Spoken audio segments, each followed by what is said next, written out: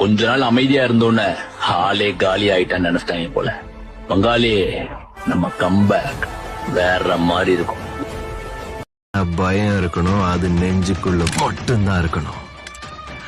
ஆனா அந்த நெஞ்சு நம்மளோட தான் இருக்க கூடாது, நம்மளை எதிர்த்து நிக்கிறவங்களோட தான் இருக்கணும். மே ஐ கம்? அவ்வளவு பெரிய கேங்ஸ்டரா?